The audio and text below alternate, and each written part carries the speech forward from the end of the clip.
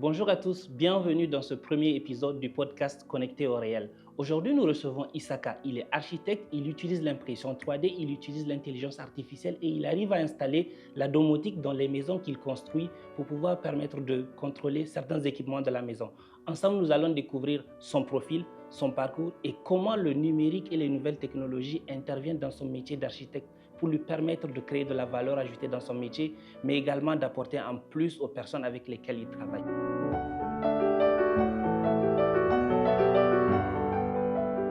Isaka, bonsoir. Merci pour avoir accepté cette invitation. Pour ceux qui ne te connaissent pas, Isaka, comment tu peux te présenter aujourd'hui en tant qu'architecte, mais également comment le numérique intervient un peu dans ton quotidien, dans ton activité principale? Ok. Alors, déjà, tu m'as qualifié en tant qu'architecte, mais personnellement, j'ai un peu du mal à me mettre dans une case, tu vois, parce que je fais pas mal de trucs à côté et l'architecture, c'est à peu près le noyau central auquel s'articulent toutes les compétences que je développe. Euh, L'idée, c'est que moi, j'ai un profil à la fois architecte, mais j'ai aussi un profil tech. Donc, toute ma pratique de l'architecture s'articule à comment est-ce que je fais intervenir la tech dans mon métier d'architecte. Et je pense que c'est ça qu'on va développer dans le podcast. Tout à fait. L'idée, c'est de trouver ensemble comment les nouvelles technologies, le numérique interviennent dans ton métier pour t'aider à produire des résultats très dynamiques, parfois différents de ce qui existe, mais aussi très adaptés aux besoins de l'environnement, de l'écosystème et des personnes avec lesquelles tu travailles. Et c'est ce que tu viens bien de résumer. Je pense qu'on va passer à la prochaine étape. Partant de tout ce que tu as dit, comment le numérique est-il intervenu dans ta vie et progressivement, comment également les nouvelles technologies se sont imposées à toi dans ton métier? Si ce n'est pas imposé et si c'est venu de manière naturelle également, comment cela s'est opéré et comment tu t'es approprié, puis comment cela intervient dans ton activité au quotidien? Ok. Alors là, pour te répondre, on va retourner un peu en arrière au moment où j'ai eu mon bac, parce que c'est le moment où j'ai été confronté à un dilemme. J'avais fait 2 concours pour 2 écoles différentes. J'avais fait le concours pour l'IAI, donc l'Institut africain d'informatique, qui n'existe plus aujourd'hui à Niamey. Et j'ai fait aussi le concours de l'EAMO, donc l'école africaine des métiers de l'architecture et de l'urbanisme. Et j'étais confronté à 2 choix parce que j'étais tiraillé entre 2 passions. Il y avait ma passion pour l'architecture que je voulais poursuivre, mais il y avait aussi la passion de l'informatique, des ordinateurs que j'ai nourris depuis ma tendre enfance, quoi. Je me souviens quand j'étais très jeune là, j'étais tellement une anomalie dans les cybercafés que quand on me trouvait, les clients me trouvaient dans les cybercafés avec que des adultes, et puis moi j'étais là et me demandais mais comment vous pouvez laisser ce petit-là toucher vos ordinateurs? Vous n'avez pas peur qu'il vous gâte vos appareils et tout? Donc c'était assez cocasse. Donc je m'étais retrouvé à un tournant de ma vie où je devais prendre une décision, soit je suis le chemin de l'architecture ou bien je suis le chemin de l'informatique. Bon, finalement, après avoir pris conseil avec tout un chacun, j'ai finalement décidé de prendre la voie de l'architecture, mais à moitié, on va dire, parce que je n'ai jamais vraiment laissé l'informatique et, comme on dit, chasser le naturel, il revient au galop. Donc, plutôt que de choisir, j'ai décidé que, ok, ma pratique de l'architecture sera fortement influencée par ma passion de l'informatique. Moi, je crois au fait qu'on doit en fait suivre on va dire, sa nature première. Tu vois, on ne peut pas tous pratiquer notre métier de la même chose. Il y aura des gens qui auront des affinités avec le terrain, il y en aura qui auront des affinités avec les logiciels, etc., etc. Donc moi, j'ai choisi de me spécialiser de ce côté-là, le côté tech de l'architecture. Et c'est quelque chose que j'ai développé très tôt, qui m'a conduit à finalement même faire de la création du contenu autour de cette thématique-là, avec un blog que j'ai créé dans les années 2017 qui a finalement évolué vers une chaîne YouTube que j'anime de temps en temps aujourd'hui. Donc c'était ça vraiment la petite histoire. Donc pour résumer, j'ai 2 passions, plutôt que d'en choisir une et délaisser l'autre. Voilà, j'ai décidé de les fusionner. Donc voilà. D'accord. Et tu as bien introduit les choses parce qu'on comprend clairement que tu avais cette passion et tu utilisais déjà tout ce qui tourne autour du numérique avant même l'architecture. Et tu m'amènes à la prochaine question que j'avais envie de te poser. Tu es l'un des rares architectes que je connais qui sait coder. tu t'es approprié l'IA, tu es allé très loin jusqu'à installer de l'IA en local, chose que moi-même, je n'ai pas encore fait. Tu pousses plus loin, tu intègres des technologies assez variées dans ton métier. Ça va de l'usage de l'impression 3D à l'usage de la domotique combiné à l'IA. Concrètement, aujourd'hui, toi, en tant qu'architecte, quel est l'apport du numérique pour toi dans ton quotidien? Qu'est-ce que ça te permet de changer ou qu'est-ce que ça te permet de faire en mieux et comment ça s'opère? Après, je voudrais bien qu'on parle de cet aspect IA, impression 3D et tout le reste, mais comment déjà tu penses que ça te permet de faire des choses différentes? Comment ça s'opère et comment toi tu perçois ça? Ok. Alors, c'est une question super intéressante et je me dis que moi, personnellement, je vois la technologie comme un facilitateur. Donc, moi, je suis un peu flemmard de nature. J'aime pas tous les trucs qui se répètent. J'aime bien optimiser certaines choses. Et ça fait partie des choses qui m'ont un peu poussé justement à intégrer ce côté tech dans l'architecture parce que si tu maîtrises les logiciels, tu vas plus vite, tu produis mieux, tu produis plus rapidement. Donc vraiment, il y a tous ces aspects-là qui m'ont dit, ok, déjà même dans la production de l'architecture, de la conception, donc m'approprier les logiciels, les maîtriser pour vraiment pouvoir les utiliser plus efficacement. Mais ça, ce n'est que le côté logiciel, le côté conception. Mais maintenant, il y a aussi, en fait, le service client que j'offre à mes clients, tu vois. Comment faire en sorte de leur proposer le meilleur produit possible. Et ça passe par différentes technologies. Et l'une que j'ai expérimentée et qui a vraiment donné des résultats satisfaisants, c'est notamment la réalité virtuelle.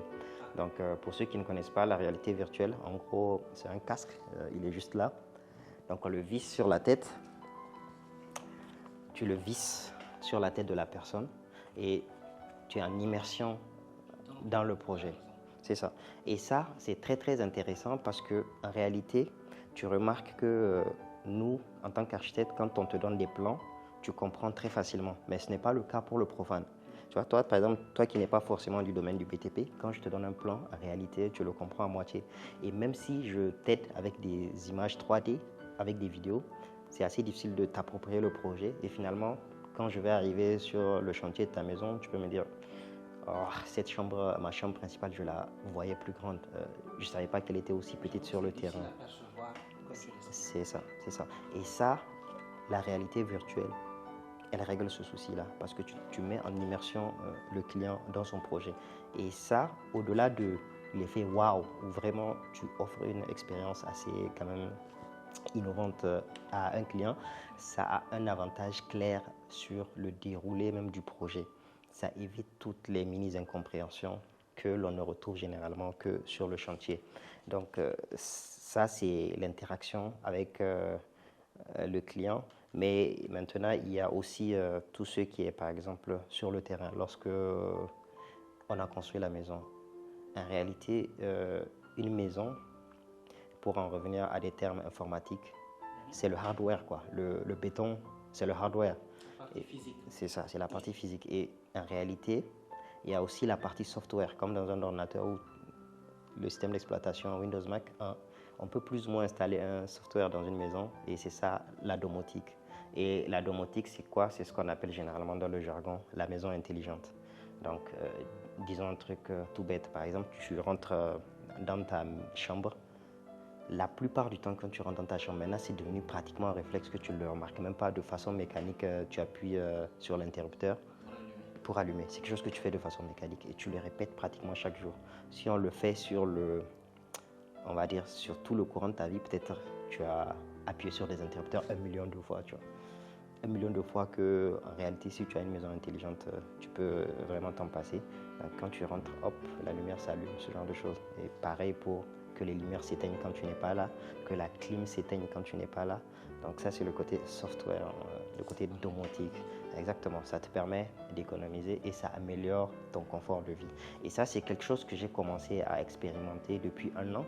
Et je t'avoue que au début, je pensais vraiment que c'était quelque chose qui était trop futuriste, qui n'est pas adapté au contexte nigérien. Mais pour l'avoir utilisé personnellement, moi, par exemple, maintenant, lorsque je suis au bureau, tout est domotisé. Et pour aussi l'avoir installé à plusieurs personnes, en réalité, c'est quelque chose de tout à fait faisable à Niamey et qui fonctionne vraiment très très bien, quoi. Donc ça, c'est vraiment le côté, on va dire, physique de comment est-ce que j'amène la tech dans l'architecture. Et pour couronner le tout maintenant, il y a l'intelligence artificielle. L'intelligence artificielle qui m'aide à tous ces niveaux-là, tu vois. Donc l'intelligence artificielle dans la conception, l'intelligence artificielle aussi dans la domotique, mais aussi même dans l'impression 3D. J'ai oublié d'en parler, mais au-delà de la réalité virtuelle, aujourd'hui, un projet, c'est quelque chose qu'on fait déjà en architecture. Quand tu fais un projet, généralement, on t'accompagne avec la maquette de ton projet. C'est ça. C'est quelque chose qu'on fait généralement en carton et tout et tout. Sauf que maintenant, voilà, il existe des machines, une impression 3D, tu mets ton modèle 3D et ça te le sort comme ici. C'est plus palpable. C'est ça, c'est plus palpable. Et vraiment, ça permet encore plus de t'approprier ton projet, de savoir que bon, voilà plus ou moins un modèle miniature de ta maison et tu sais exactement à quoi t'attendre. Donc voilà un peu de façon survolée en réalité toute comment est-ce que moi j'utilise la technologie dans mon métier d'architecte et comment est-ce que la technologie m'aide à être un architecte qui essaie quand même de proposer une certaine qualité à ses clients. C'est assez complet, mais c'est aussi assez dense. Expliqué comme ça, je pense qu'il y a pas mal de détails certainement sur lesquels nous allons revenir dans la partie immersion, où on va, avec Isaka, percevoir clairement et concrètement tout ce qu'il explique, l'impression 3D, l'intelligence artificielle, la domotique installée pour commander les différents équipements de la maison, dans son bureau où on a un modèle grandeur nature qu'on peut tester. Et on va essayer de sonder les choses une à une. Tu as fait un bon résumé. Aujourd'hui, on comprend plus ou moins comment tu l'utilises. Pour moi, je voudrais qu'on commence avec l'intelligence artificielle. Pour la petite histoire, pour peut-être ceux qui ne savent pas, Isaka a tout récemment été l'auteur d'une image qui a fait le buzz au Niger. Il s'agissait d'une image d'un jeune, c'était un enfant qui avait le drapeau du Niger. L'image va passer dans la vidéo, vous allez l'apercevoir. Et l'image a beaucoup suscité de l'intérêt sur les différents réseaux sociaux comme Facebook, Twitter. Ça fait partie de tes créations à travers lesquelles certains t'ont connu. Tu as également été l'auteur de la vidéo, si je me rappelle bien, Niamey 2050, où tu as généré une vidéo dans laquelle on peut voir à quoi peut ressembler la ville de Niamey dans allez, disons-le, dans les années 2050, si les choses se passent bien. Et là, on arrive vraiment à percevoir comment tu peux permettre aux gens de se projeter dans des choses. On va commencer par l'intelligence artificielle. Concrètement, toi aujourd'hui, comment tu utilises l'intelligence artificielle dans ton travail et quelles sont les valeurs ajoutées qu'elle amène? Est-ce que tu peux me donner quelques exemples plus ou moins concrets et palpables? Là, j'ai parlé de l'image, de la vidéo, mais si tu peux schématiser pour une personne qui sait que ChatGPT existe, il génère des textes, et par exemple qui est architecte, mais qui ne l'utilise pas de manière poussée comme tu fais. Comment toi tu vas le présenter, cet usage que toi tu fais, comment ça s'opère et quelle est la plus-value que ça apporte? Ça marche. Tu vois, là, je vais te donner un exemple très palpable d'un projet que j'ai fait récemment et qui m'a permis de donner un certain, on va dire, un certain niveau de délivrable qui n'était pas possible avant l'intelligence artificielle. Donc, par exemple, là, maintenant, quand tu viens, par exemple, pour un projet, tu veux construire ta maison, je vais discuter plus ou moins avec toi pour connaître, en fait, quel est ton style, qu'est-ce que tu aimes bien dans la maison, comment est-ce que tu vois ta future maison. Et maintenant, lorsque maintenant je travaille, la première proposition que je vais te faire, elle englobe à peu près tout ce que tu m'as dit, tu vois. Sauf que, si jamais tu changes d'avis, tu dis que bon, voilà, toi tu voulais une maison d'un certain style X et que finalement, c'est le style Y qui te plaît. Ça va te coûter cher parce que je vais devoir refaire tout le projet. Exactement. Et maintenant, l'intelligence artificielle, elle a changé la donne parce que maintenant, je peux te faire plusieurs propositions dès la première proposition. Plutôt que de te faire une proposition, je t'en fais 3, 4 de ta maison. Tu n'as plus de limite et tu gagnes du temps. Exactement. Et moi, ça ne me coûte pas énormément parce que dans l'ancienne méthode, il fallait que je me fasse tout le travail. C'est comme si je faisais le projet 4 fois. Alors que maintenant, avec l'intelligence artificielle, le même temps qui me prenait pour en faire une, je peux en faire 4, tu vois.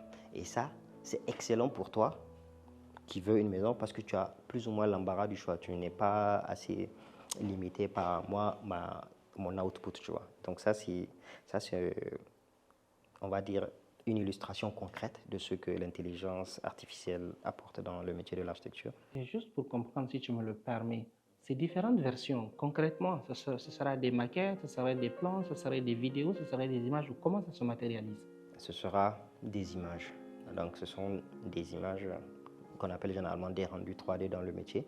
Donc c'est des rendus 3D de à quoi pourrait ressembler ta maison. Donc maintenant, en fonction de la proposition que tu auras choisie, ce sera elle qui va être développée. Tu vois. Et avant l'IA, ces rendus, tu les réalisais avec un logiciel de manière, disons, manuelle, où tu ajoutais les détails, tu créais les choses à partir d'un plan vide. Mais là, avec l'IA, avec un certain nombre d'informations, tu arrives à créer plusieurs versions possibles dans lesquelles la personne peut s'orienter, faire des choix, supprimer des choses et identifier clairement ce qui lui convient le plus. Et toi, le modèle que tu auras choisi, ma proposition, c'est elle que je vais développer. Ce qui fait que je me retrouve à faire un seul travail, au lieu que j'aurais dû faire le travail 4 fois avec l'ancienne méthode, tu vois. Et j'avoue que ça fait gagner du temps parce que clairement, si tu as la possibilité de générer plusieurs choses qui vont te permettre d'aller plus vite, ce qui te prenait, allez, disons, 3, 4, 5 jours pour faire plusieurs modèles, tu le fais en une journée ou en quelques heures. Et même s'il y a des modifications, tu peux facilement rebondir. Tu gagnes du temps, mais surtout, tu arrives à faire des résultats qui avant, parfois, n'étaient même pas possibles. Ou peut-être parfois, tu avais des limites en termes de temps et en termes de possibilités manuelles, si je peux l'appeler ainsi. Exactement, exactement. Et c'est tout à fait ça. Et personnellement, moi, par exemple, je travaille avec l'intelligence artificielle pour qu'elle critique mes projets, tu vois. Donc, quand je modélise un projet, par exemple, je passe par les différents LLM. Maintenant, j'utilise un peu plus Gemini que ChatGPT parce que je le trouve trop pertinent. Je lui dis, voilà, critique mon projet, en fait. Donc, dis-moi, sois cash, dis-moi qu'est-ce qui ne va pas, quoi. Et tu vois, ça permet de vraiment avoir un certain feedback et ça permet d'améliorer ton projet, tu vois. Donc, vraiment, j'utilise l'IA comme un compagnon de travail qui me facilite le travail. Pas qui me remplace, mais qui me permet de travailler plus efficacement, tu vois. Je pense qu'on va percevoir plus concrètement dans la partie immersion ces différentes IA que tu utilises et en quoi se matérialisent clairement ces résultats qui, moi qui ai perçu déjà quelques exemples, j'avoue que ça change de ce on a l'habitude de voir. Tu as une chaîne YouTube dans laquelle tu partages aussi tes créations, tu parles de ton métier et quelque part, tu as une présence aussi digitale pour quelques-uns qui te connaissent. On a parlé de l'IA, mais je voudrais revenir sur cette partie du digital.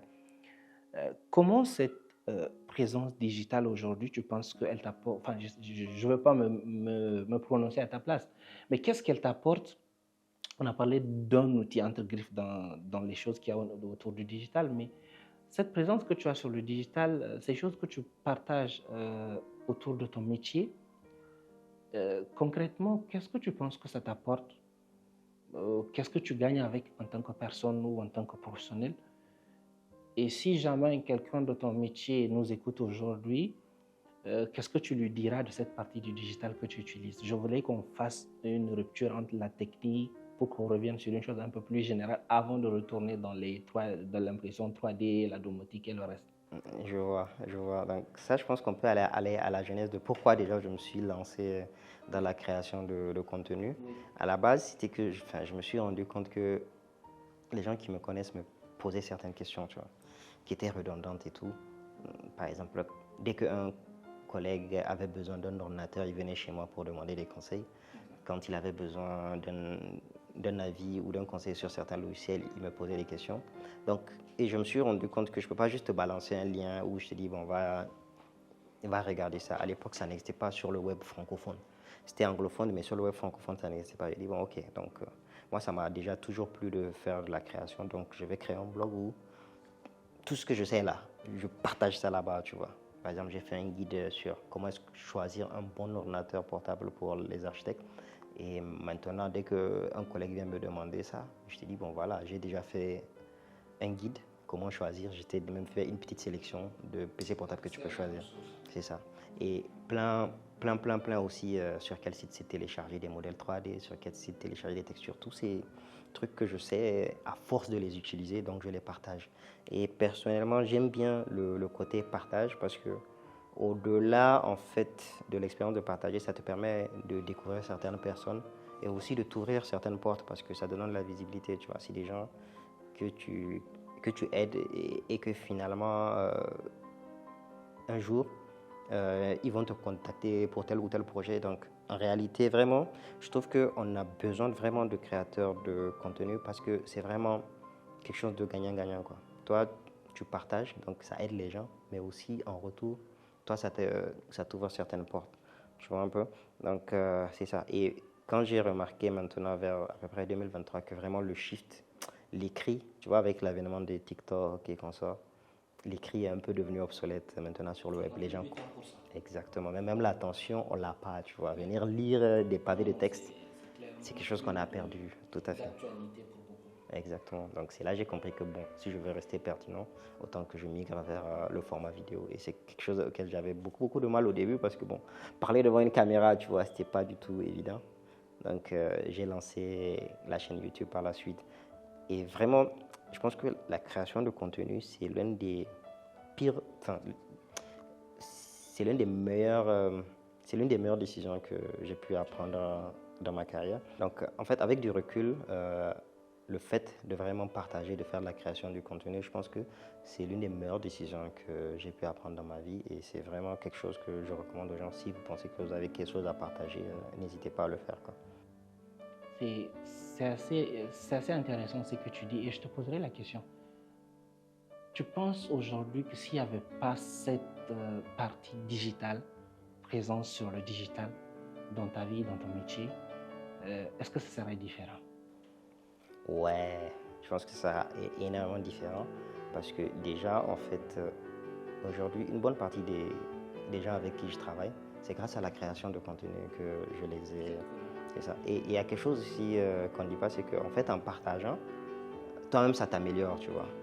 Parce que moi, par exemple, maintenant, rien que à cause de la création de contenu, à cause de la chaîne YouTube, je suis obligé de rester à jour. Je peux pas me permettre de rester sur mes acquis et puis de stagner. Donc, je suis en perpétuelle quête de connaissances, je suis en perpétuelle quête de mise à jour. Donc, ça me permet moi-même de rester à jour sur toutes les évolutions technologiques, quoi. Et ça te permet quelque part de rester très compétitif, en phase, si je peux le dire ainsi, avec les enjeux actuels qui sont dans ton métier. C'est très bien ce que tu expliques et moi je pense qu'au-delà de toi qui fais l'architecture, c'est vraiment une chose qui est utile pour nous tous. Certainement, on va le développer après avec le temps.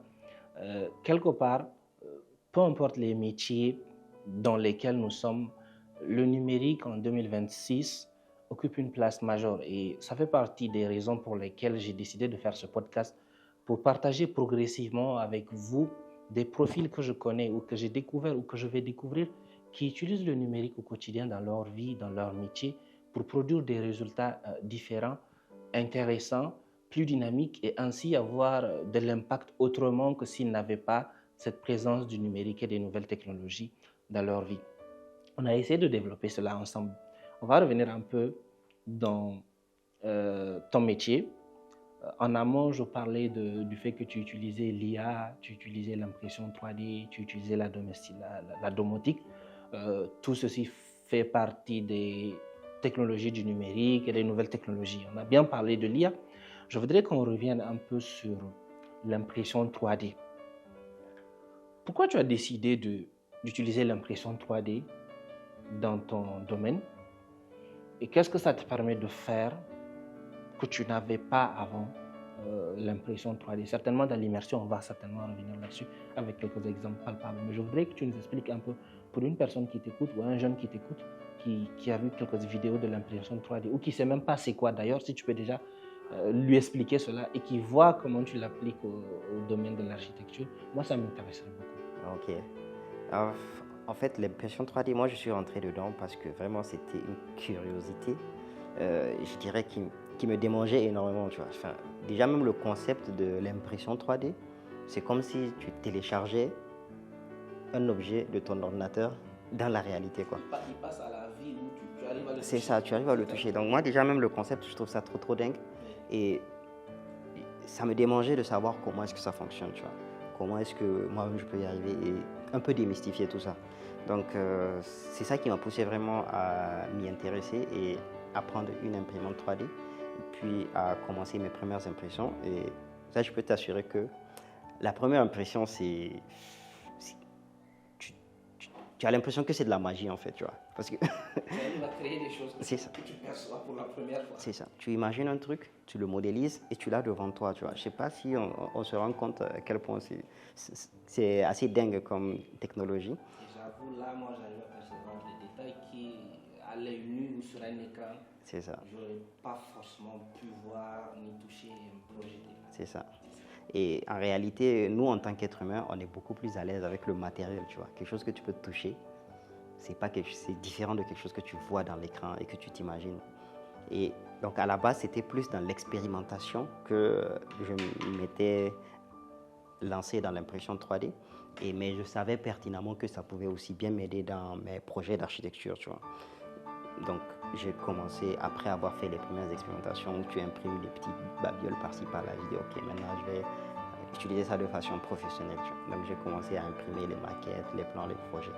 Et donc, c'est comme ça que ça a commencé. Sauf qu'après, je suis allé au-delà.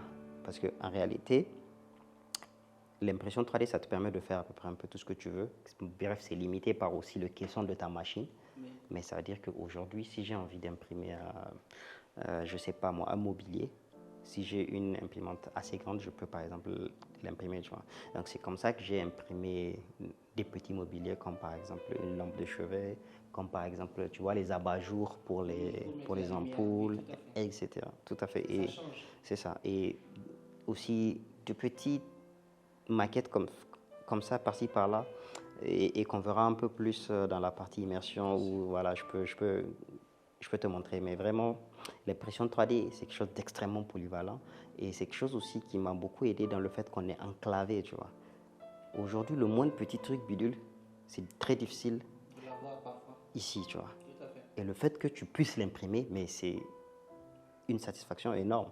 Tu n'as pas à chercher, ok, qui est en France, qui va venir, tu commandes chez lui, il t'amène. Si tu peux l'imprimer et que c'est viable avec du plastique, tu l'imprimes et puis c'est réglé, tu vois. Donc, et j'avoue que expliquer comme ça, ça limite tes barrières, pour ne pas dire que tu n'as plus de barrières. Tu as moins de limites et tu as plus de possibilités. Tu as bien expliqué l'impression 3D.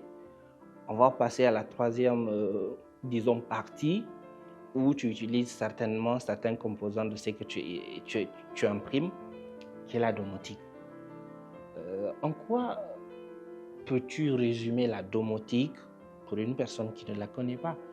Et comment tu l'appliques dans ton métier d'architecte? Moi, personnellement, ce sont des choses qui m'intéressent bien. Bien évidemment, tu les vois souvent de loin sur des écrans, mais toi, j'ai vu des cas concrets que tu utilises certainement, sur lesquels on va revenir dans la partie de l'immersion. Mais est-ce que tu peux nous parler de manière expliquée à une personne qui vient de le découvrir là maintenant, et comment ça intervient dans ton métier et quels sont les avantages qui tournent autour? Tout à fait, tout à fait. Tu sais, pour la domotique, là, quand je suis allé à Abidjan, il y avait un truc qui m'avait frappé, tu vois. Par exemple, pour faire le ménage, lorsque je me suis installé à Abidjan, lorsque je faisais mes emplettes et tout, j'ai vu un aspirateur. Donc j'ai pris l'aspirateur et lorsque je venais à la maison, vraiment, le ménage, c'est passé de corvée à mais c'est quasiment devenu un plaisir, tu vois. Et je me dis, mais comment ça se fait que quelque chose existe comme ça, mais tu vas voir, beaucoup de gens ont les moyens de se l'acheter, mais on continue d'utiliser les balais classiques pour faire le ménage, tu vois. Et ça m'a beaucoup marqué et je me dis, mais quelles sont les potentialités auxquelles on passe? Des gens qui ont les moyens de se l'approprier, mais qui ne pensent pas à ça, tu vois. Il y a 3 aspects que la domotique permet d'améliorer. Il y a le confort de vie. Le confort de vie, par exemple, tu rentres dans ta pièce, elle s'allume, la clim s'allume, quand tu pars, elle s'éteint, donc tu n'as plus à toucher les interrupteurs et tout. Il y a les économies, parce que Je sais pas, quand tu as un bureau, tu n'as plus besoin de dire à tes employés, s'il vous plaît, éteignez les clims, les ventiles, les lumières avant de Même à partir. la maison, on oublie Même à la... d'éteindre des lumières. C'est ça. Moi, je me souviens, c'était l'un des trucs où on me répétait, éteins la lumière, tu Personne vois. dans la pièce, mais ça tourne. C'est ça, c'est ça. Donc, quand tu es parent, je pense que tu comprends le fait que les enfants laissent les lumières allumées. Donc, là, c'est quelque chose que tu peux automatiser quand il n'y a personne dans la pièce. Ça s'éteint. Donc, sur le long terme, ça fait de grosses économies. Mais il y a aussi le côté sécurité. Tu vois, aujourd'hui, par exemple, tout ce qui est détecteur de fumée, c'est des choses. Ah oui. Aujourd'hui, avoir un détecteur de fumée, pour moi, c'est quand tu es dans une maison, c'est l'un des meilleurs investissements que tu peux faire. C'est ça. Et c'est des choses qui vraiment peuvent te sauver la vie. On espère que tu n'aies pas besoin de ça de toute ton existence, mais le jour où il y aura un drame, tu serais bien content d'avoir installé ce détecteur de fumée qui peut t'informer alors que tu es à l'autre bout de la ville qu'il y a un truc qui s'est déclenché dans ta maison et puis réagir rapidement, tu vois. C'est clairement pas la même. Une maison brûlée et un appareil ou C'est ça. que tu as payé pour installer la différence. C'est ça, c'est ça. Et pourtant, c'est même pas des trucs chers, les détecteurs de fumée. Donc, tu prends ça, tu mets ça dans tes pièces et puis tu prends un extincteur que tu greffes à ton mur et tu as la sérénité de ça. Et le côté sécurité, il y a aussi tout ce qui est caméra. Donc, avoir des caméras intelligentes qui peuvent savoir, par exemple, quand il y a un intrus. Tout ça, la domotique peut le... Qui détecte des personnes, si c'est des personnes habituelles ou si c'est une personne qui n'est pas habituée à la maison et tu reçois des notifications, tout ça. Enfin, tu n'as pas besoin de quelqu'un qui va venir s'asseoir devant un écran pour suivre ça, monitorer ça et te faire des alertes. C'est vrai que ça change. Et même quand tu n'es pas là, effectivement, expliquer comme ça, moi-même qui ne l'ai pas utilisé, je le perçois très bien. Ce que les gens ne savent pas beaucoup ici, c'est qu'en fait, les caméras, aujourd'hui, il y a des caméras qui sont intelligentes, qui sont dopées à l'intelligence artificielle et qui peuvent faire la différence entre quelqu'un de la maison et quelqu'un qui n'est pas de la maison, tu vois.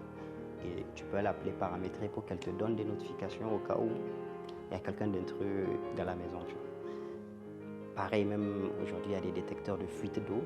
Tu mets ça sous ton évier, tu mets ça dans tes toilettes et ça te détecte automatiquement dès qu'il y a une fuite d'eau. Tous ces trucs qui te permettent vraiment de dormir sereinement et puis d'avoir un certain confort de vie. Tu vois. Donc il y a ces trois aspects-là, le côté confort de vie, le côté sécurité, le côté économie que la domotique apporte. Tu vois. Et contrairement aux idées reçues, c'est pas quelque chose qui coûte extrêmement cher. Tu vois. C'est ça. C'est ça. Et je pense qu'on voit ça comme de la science-fiction. Et ce qui est dommage, c'est que bon, ailleurs, c'est quelque chose de banalisé. Tu vois. Quand tu pars en Occident, il y a beaucoup de gens qui ont leur Alexa. Quand tu rentres, Alexa allume les lumières, toutes les lumières s'allument. C'est quelque chose qui est rentré dans le quotidien des gens. J'ai envie de te poser une question comme ça qui me vient à l'esprit. Moi, je n'ai pas tout ça à la maison. Allez, disons pour une personne, on prend un exemple, qui a une petite famille, ils sont, disons, trois, ils ont une maison de 2, 3 pièces, une maison normale en fait d'une petite famille. Si elle veut installer de la domotique à la maison, ça peut être les lumières, la clim, le brasseur. Est-ce que tu peux me donner une petite estimation chiffrée pour que je puisse percevoir et que peut-être ceux qui nous écoutent également comprennent que, en fait, ce n'est pas des choses qui sont hors de portée, c'est juste qu'on n'a pas l'habitude et quelque part on pense que ce n'est pas forcément pour nous. Alors, si tu prends par exemple un F3, donc c'est-à-dire deux chambres salon, et que j'estime à la louche le nombre d'interrupteurs, le nombre de clim, le nombre de ventiles, avec un budget de 500 000 francs CFA, tu peux domotiser la maison, contrôler les lumières, mettre les automatismes dans les couloirs pour que les trucs, tu vois. C'est ça. Avec 500 000, tu peux le faire. Contrôler la clim, les ventilateurs, les lumières. Maintenant, et avoir aussi un petit assistant intelligent avec lequel tu peux communiquer pour lui dire, par exemple, de contrôler certains appareils, d'éteindre certains appareils. Tu peux même dire, dans 30 minutes, éteins ceci. Enfin, tu vois, c'est vraiment tout ce que tu veux, quoi. Et tu as aussi ça dans ton téléphone, tu peux contrôler. Par exemple, tu es à l'extérieur, tu as oublié de, je sais pas quoi, éteindre la clim. Si tu n'as pas fait d'automatisation, tu peux l'éteindre alors que tu es dehors, tu vois. Donc, honnêtement, c'est pas faramineux. Et je pense que le côté Marvel, machin, où on voit Iron Man, machin. Ça a un peu joué sur le fait qu'on voit ça comme de la technologie hyper futuriste, alors que c'est une technologie vraiment qui a déjà quelques années de vie, quoi, et qui est vraiment une technologie maîtrisée. Et aujourd'hui, Starlink a vraiment facilité l'installation de la domotique au Niger, parce que l'un des gros freins, c'était la connexion Internet. Tu vois. Et maintenant, avec la connexion Internet, ça facilite le tout. Mais même si tu n'as pas une connexion Internet à la maison, c'est tout à fait possible de domotiser une maison. Tu vois. Honnêtement, là, avec ce que tu dis, je me rends compte, c'est la première fois que je le découvre. Sachant ce que peut coûter le budget pour la construction d'une maison qu'on vient d'évoquer, 500 000 francs dans ce budget, ce n'est pas trop demandé, sachant que, allez, je le dis comme ça, ta facture d'électricité peut passer de 80 000 à 60 000, où chaque mois tu peux économiser 15 20 000 ou plus, rien qu'avec ce dispositif qui te sera rentable sur peut-être 2, 3, 4 ans. Ça apporte en plus, mais au-delà même dans ton confort de vie, si la nuit tu souhaites que certains équipements s'éteignent à des moments donnés, que tu souhaites que, je dis ça comme ça, que tu aies la clim, ou que tu souhaites que s'il n'y a personne à la maison, vous êtes parti à l'école, sachant que vous revenez, je dis ça comme ça, à 16h ou à 17h, 15 minutes avant que les brasseurs du salon s'allument pour aérer un peu la pièce. En fait, ça apporte en plus dans ta vie, en termes de confort, mais même dans ton portefeuille, quelque part, ça change. Effectivement, moi, je découvre ces choses avec toi. Et clairement, on saisit là le rôle que peuvent jouer ces nouvelles technologies du numérique dans notre vie. On parle d'une maison qui, le coût de construction peut passer, disons peut-être à 25-30 millions ou un peu moins, dans laquelle si tu intègres une domotique de l'ordre de 500 000 sur un an, rien qu'en termes d'électricité, tu peux économiser plus de 200 ou 300 000. Et si on applique ça à ton confort de vie et à beaucoup de choses, je pense que clairement ça change. Ça change des choses qu'on connaît. Et moi, je suis content de voir des personnes comme toi. J'ai envie de t'appeler pionnier, mais pionnier, c'est peut-être trop dire.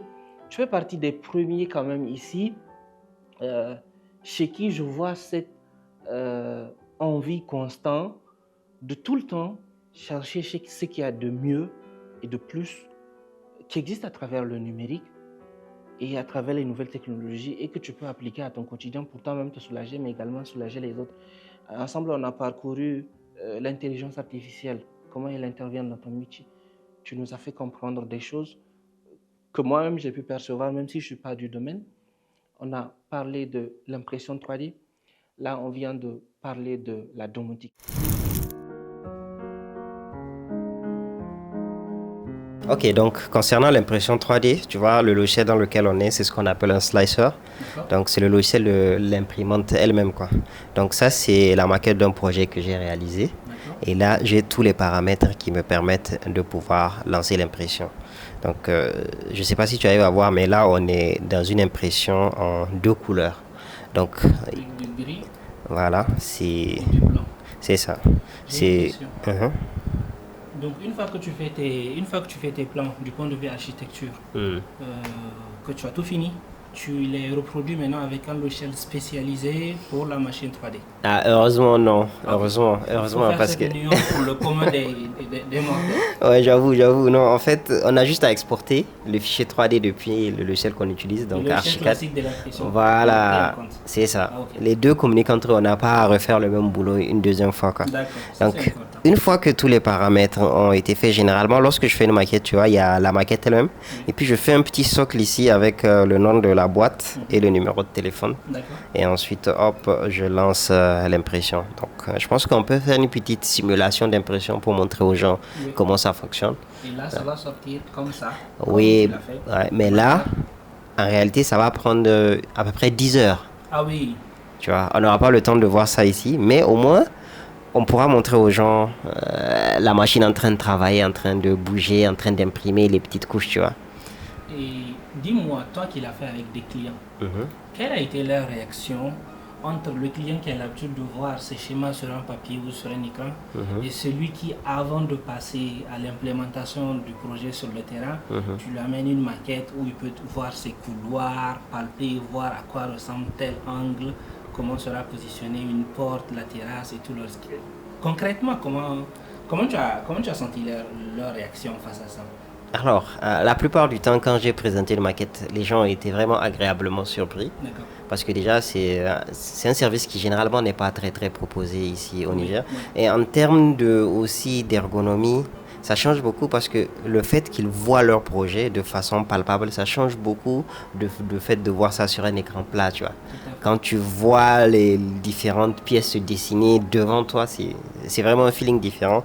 Donc c'est quelque chose que vraiment les gens apprécient beaucoup et je trouve aussi que ça apporte une plus-value aussi dans la relation client. Ça évite après de se retrouver sur le chantier et voir qu'en fait, entre le client et l'architecte, il y a eu certaines incompréhensions. Donc là, la maquette permet de définitivement balayer ça. Du coup, je ne vais pas te dire, ah non, mais moi, tel angle, je ne pensais pas qu'il donnait tel rendu, mais ce mur-là, il est peut-être plus large. Dans ma tête, je le pensais plus petit, ou bien on peut reprendre telle ou telle chose. Exactement. D'accord. Je pense que c'est assez intuitif et même au-delà de l'architecture, moi, je vois beaucoup d'applications peut-être sur lesquelles on va revenir après, mais tu imagines une chose, tu la matérialises et tu la fais sortir. Ça change vraiment la donne. Exactement. Donc on peut passer à la prochaine. Là, on est devant l'imprimante 3D. D'accord. Donc ça, c'est un modèle de chez Bamboula, le P1S, et il est accompagné de l'AMS qui permet d'imprimer plusieurs filaments de façon simultanée. Par exemple, là, j'ai des filaments de différentes couleurs, comme tu peux le voir. Là, c'est la matière première. Voilà. C'est comme pour les imprimantes papier, si je peux le dire ainsi, mais cette fois-ci, c'est de la matière physique. Tout à fait. En réalité, c'est ces filaments-là que ça prend et que ça fait fondre dans l'imprimante pour pouvoir créer les maquettes et n'importe quel autre objet 3D. D'accord. Et ici, ces filaments sont en caoutchouc? En plastique. En plastique. Ouais, c'est le PLA. Ok. Est-ce qu'il y a d'autres types de matières avec lesquelles on peut faire l'impression à part ce plastique? Il y a d'autres types de plastique, D'accord. mais ça reste du plastique. Okay. Par exemple, ça c'est le PLA, c'est bon, mais ça ne résiste pas trop à la chaleur. Tu vois. Si tu veux des filaments que tu peux par exemple déposer sur un chantier, tu imprimes un peu ETG parce que ça résiste bien à la chaleur, mais ça reste du plastique, quoi. D'accord. Donc là, je viens de lancer une petite impression. Donc là, tu vois, c'est écrit downloading. Donc c'est en train de télécharger depuis l'ordinateur vers l'imprimante 3D. Donc une fois que le modèle est entièrement chargé, hop, ça va démarrer automatiquement l'impression. Et les filaments vont commencer à être utilisés pour le matérialiser sur la plaquette, si je peux l'appeler ainsi. Tout à fait. Donc là, je viens de lancer l'impression de la maquette là. Et comme on peut voir, il y a déjà une partie qui a déjà commencé à être imprimée. Et là, on peut voir en fait comment est-ce que l'imprimante se prend pour faire l'impression. Donc comme tu peux le voir, il y a en haut ce qu'on appelle une buse. Oui. C'est elle qui fait le tour et elle fond le filament et elle fait couche par couche pour pouvoir imprimer le résultat final. Donc vraiment, tu vois, ça a l'air mystérieux, mais en réalité, quand tu comprends le concept, c'est quelque chose d'assez simple. C'est simple et c'est magique à la fois parce que c'est ce sur quoi on discutait à l'écran commence à sortir dans la vraie vie et de manière palpable. Et je pense qu'aujourd'hui, toute notre vie tend à aller vers ça avec les nouvelles technologies. Et ça fait partie des raisons pour lesquelles moi j'ai voulu avoir cette discussion avec toi. Parce que tu fais partie des pionniers entre griffes dans ce domaine qui arrivent à allier toutes les possibilités que les nouvelles technologies nous offrent dans ton activité pour donner en plus à toi-même, mais également en termes de résultats à tes clients. Et j'imagine que bientôt, la maison va commencer à prendre en hauteur, les murs vont monter, ainsi de suite. Exactement. Malheureusement, on n'a pas 8 heures devant nous. Oui, ça, 8 à 10 heures pour que l'impression soit terminée parce que ça prend du temps. Mais voilà, c'est exactement ce que tu as dit. Et ça fait plaisir en soi. J'espère que ça va inspirer les autres et que ça va nous faire comprendre qu'il y a beaucoup de possibilités qui tournent autour des technologies du numérique. Merci, je l'espère aussi. Alors, Isaka, tu nous as parlé de la domotique. Concrètement, une fois installé, là nous sommes dans ton bureau, dans ton environnement où tu as eu à faire les installations. Concrètement, par quoi se matérialise cette domotique et qu'est-ce qu'elle permet de faire? J'aimerais bien que tu nous montres quelques exemples afin que ceux qui nous écoutent puissent se projeter et voir que c'est réellement palpable. Alors, grosso modo, je peux à peu près tout contrôler dans ce bureau. D'accord. Je peux contrôler les lumières, je peux contrôler le ventilo, je peux contrôler la clim. Et ça se passe avec ce petit appareil-là qu'on appelle un assistant vocal. Là, c'est un modèle Alexa, donc de chez Amazon, et il me permet de contrôler à peu près tout. Par exemple, un petit exemple tout con. Par exemple, je peux lui demander de m'éteindre, tu vois cette petite lumière bleue là? Oui. Alexa, éteins le bulbe. D'accord. Tu as vu, ça s'est éteint. Donc pareil là, par exemple, on est sous une climatisation. Je peux lui dire, par exemple, là, la climatisation, elle est sur 29, c'est ça? Oui. Alexa, passe la clim à 20. La climatisation est réglée sur 20. Effectivement. Tu as vu? Là, c'est passé sur 20. Donc, pareil, par exemple, je peux lui dire d'augmenter la vitesse du ventilo. Alexa, augmente la vitesse du ventilo. D'accord. Tu as vu, tu as entendu un bruit? Ça veut dire que ça a actionné le moteur du ventilateur. Donc, c'est à peu près ça. Là, franchement, je peux à peu près tout contrôler. Les prises sont connectées, les ampoules sont connectées. Tout. Ça peut prendre la lumière, les autres appareils qui sont dans l'espace. Exactement. Et même ce qui est à l'extérieur. Exactement. Je pense qu'on va aller au dehors. Tu vas me montrer le dispositif que tu as mis pour l'arrosage. Moi, je pense que c'est une chose assez pratique. Même quand tu n'es pas à la maison, ça peut être intéressant. J'avoue. Et tu vois là, en plus de contrôler, ça permet de faire des automatismes. Par exemple, quand j'arrive le matin au bureau, je sais que 99% du temps, j'allume la lumière, j'allume la clim. J'ai des automatismes moi-même en tant qu'humain. Donc maintenant, moi, je ne fais plus ça. Dès que j'entre, il y a des appareils qui détectent que je suis rentré et ça allume automatiquement la lumière, ça allume automatiquement la clim, ça allume automatiquement mon ordinateur. Donc, tu vois, ça permet de faire des choses comme ça. Aujourd'hui, par exemple, je n'ai plus à me soucier, est-ce que j'ai éteint les lumières, est-ce que j'ai éteint la clim en partant? Parce que j'ai mis des automatismes qui vérifient si, par exemple, à partir de 21h, si je suis pas là, éteins tout, quoi. Tout à fait. Donc, c'est vraiment très, très pratique. Et tu as ça de manière automatisée, mais je pense que pour aller plus loin, c'est quelque chose que tu peux contrôler même quand tu n'es pas là. Du coup, ça peut paraître plus économique en termes de consommation d'électricité et plus pratique aussi que tu sois en voyage. Je suppose, par exemple, tu es en ville. Avant d'arriver, 15 ou 30 minutes plus tard, tu peux mettre les lumières, tu peux mettre le brasseur, ça va changer l'air, tu peux mettre la clim. Tu n'es pas là, tu peux arroser tes plantes. Tu peux peut-être mettre la caméra dessus, un certain nombre de choses. Franchement, ça change la vie, si je peux le dire ainsi. Et moi, j'apprécie beaucoup. J'espère qu'un jour, je pourrai intégrer tout ceci où je vis. En tout cas, je le souhaite parce que c'est pratique et avec ce que tu m'as expliqué, ça ne coûte pas un bras en fait. Ça ne coûte pas un bras. Cher. Comme je te le disais lors de l'enregistrement du podcast, avec un budget de 500 000, c'est déjà possible de commencer, tu vois. De faire certains trucs basiques comme par exemple connecter les lumières, avoir son petit assistant vocal. Vraiment, on peut mettre le pied dans la domotique avec un budget de 500 000. Tout à fait. Et c'est super. En tout cas, moi, je suis assez satisfait du résultat que j'ai vu au-delà de l'aspect théorique et pratique. Toi, tu as lié aussi ce côté où tu implémentes et tu essayes, tu obtiens des résultats qui sont assez satisfaisants. Donc, merci pour ça. Je pense qu'on va aller dehors. Tu vas nous montrer. Moi, j'ai vu ça et ça m'a intéressé. Tu vas nous expliquer un peu comment tu t'es pris et comment tu es arrivé à obtenir ce résultat. Ok, bon, c'est parti alors. Alors, pour ceux qui nous regardent, ça va vous paraître un peu curieux. En arrivant ici, j'ai vu le dispositif que Isaka tu as installé, j'ai compris comment ça marche et pour moi c'était assez intéressant de comprendre derrière tout ce que tu as mis en place en termes de domotique. Donc nous voici dans un espace où vous allez voir tout un ensemble de choses qui vont nous expliquer. Je voudrais bien que tu reviennes un peu sur cette partie. Comment tu arrives à contrôler l'arrosage de ton jardin avec ton téléphone, que tu sois là ou pas? Ok, donc en gros là, je sais pas si on voit bien, mais c'est un tourniquet. Donc c'est le truc qu'on utilise généralement pour arroser les pelouses et qui permet de balancer de l'eau de façon circulaire. Donc alors, quand j'ai vu cette pelouse là, je me suis rendu compte qu'en fait ça fait partie des trucs que je peux aussi automatiser, quoi. Donc forcément je suis rentré dedans et j'ai mis en place ce dispositif là qui me permet d'automatiser l'arrosage. Par exemple là j'ai mis à 6h du matin, ça allume pendant 10 minutes.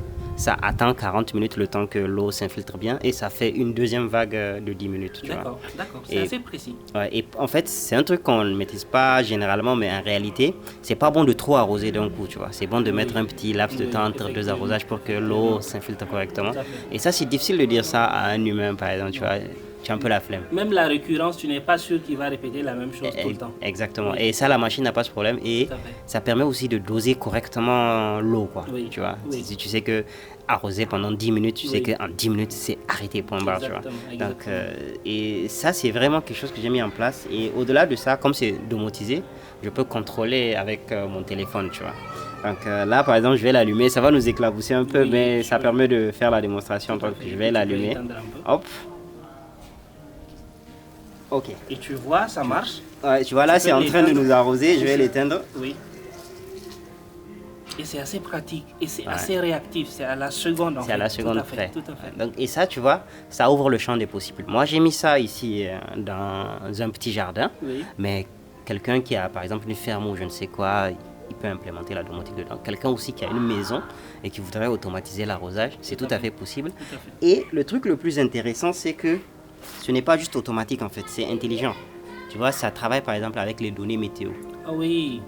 Donc par exemple, s'il a plu aujourd'hui, l'automatisme ne va pas se déclencher à 6h du matin parce qu'il sait qu'il a plu. Et est-ce que le débit aussi est contrôlé? Voilà, le débit aussi peut être dynamique en fonction de la météo. Par exemple, bientôt on va rentrer dans le mois de mars-avril. Oui. Il va faire très très chaud. Donc, d'où le besoin de plus d'eau. Exactement, de plus d'eau. Donc ça permet de faire des trucs vraiment dynamiques. Et tu vois, tout ça, c'est des trucs que l'on pense généralement compliqués ou peut-être pas faciles à implémenter, mais tu vois, je l'ai implémenté en quelques heures et puis ça fonctionne, quoi. En tout cas, moi, je suis assez conquis et assez satisfait du résultat et je me rends compte que, en fait, le champ du possible est très élargi. On est passé de ton bureau, de la maison, là on est au jardin, ça peut s'appliquer à ta porte. Il y a beaucoup de choses que nous faisons au quotidien. Merci encore pour toutes ces choses que tu nous as fait montrer. Je pense qu'on a eu un aperçu assez réel de comment la domotique peut intervenir dans notre vie. Merci également de nous avoir reçus. Tu es un ami de longue date, donc je suis à la maison. Ça peut se voir et se remarquer dans la vidéo. Tu tiens le micro, je tiens le micro.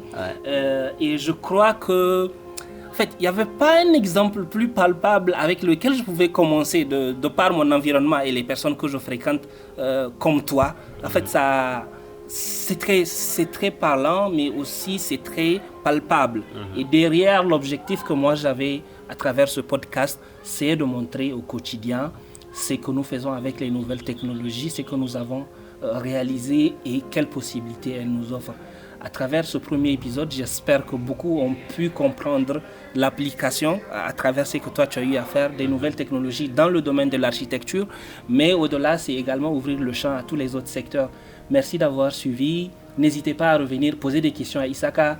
N'hésitez pas également à me dire souvent certains domaines sur lesquels vous voulez que je fasse certaines vidéos. Ça sera avec plaisir et j'espère que ce petit épisode vous aura donné un aperçu de l'idée derrière ce podcast et j'espère vous revoir très bientôt dans de nouveaux épisodes encore avec du contenu assez dynamique et des invités assez pertinents comme Isaka. Merci encore Isaka de nous avoir reçus. Tout le plaisir est pour moi. Merci. Merci.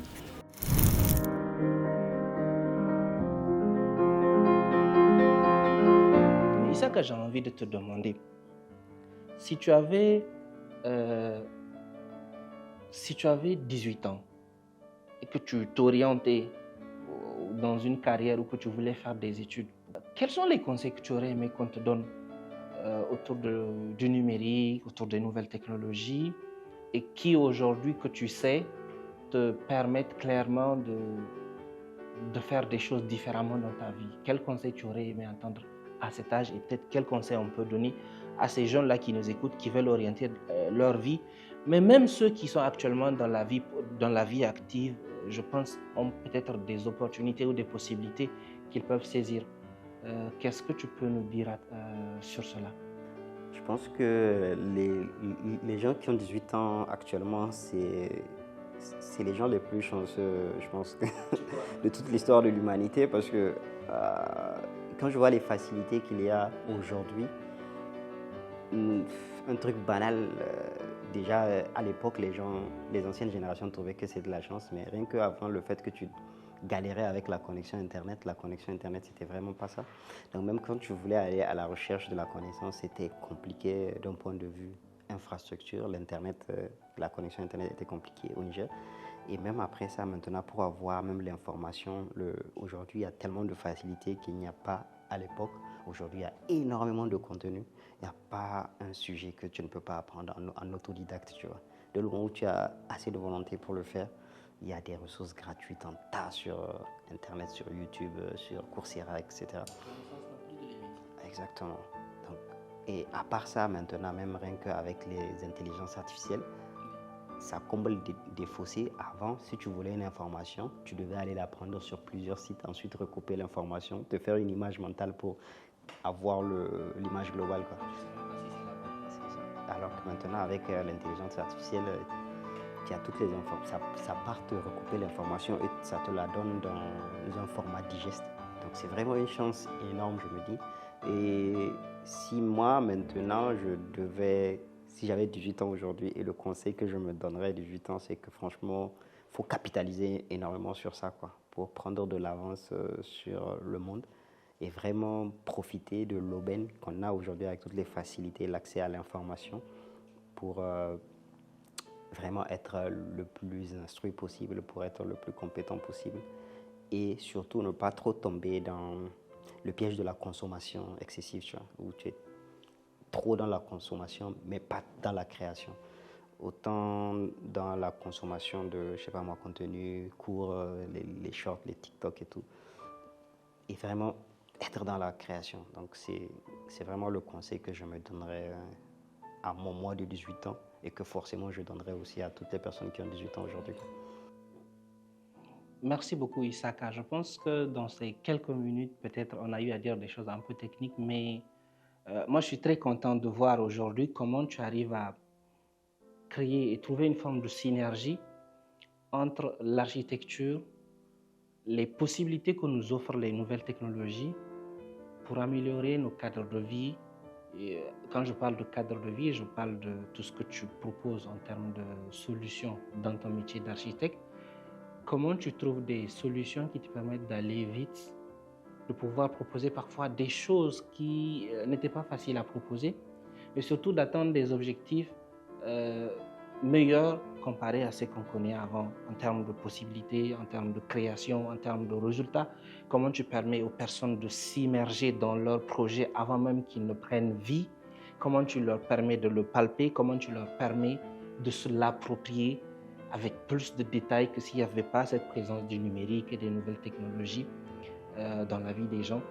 Tu es le premier invité que nous avons reçu dans ce podcast Connecté au réel, à travers lequel on va essayer progressivement ensemble de découvrir des profils ici au Niger, mais ailleurs, qui se sont appropriés les nouvelles technologies du numérique et qui arrivent à créer de l'impact pour améliorer leur vie, pour améliorer leur travail, mais également pour répondre aux besoins de leur écosystème.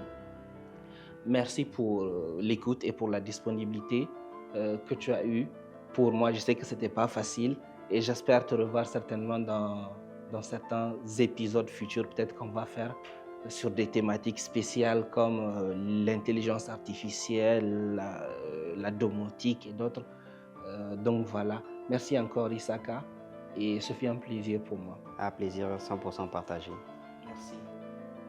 Ainsi, nous arrivons au terme de notre premier épisode du podcast Connecté au réel, à travers lequel nous avons eu à découvrir un profil jeune mais assez dynamique qui utilise le numérique au quotidien et les nouvelles technologies pour promouvoir son métier, pour apporter de la valeur ajoutée à ce qu'il fait, mais également pour apporter des réponses aux besoins de son écosystème.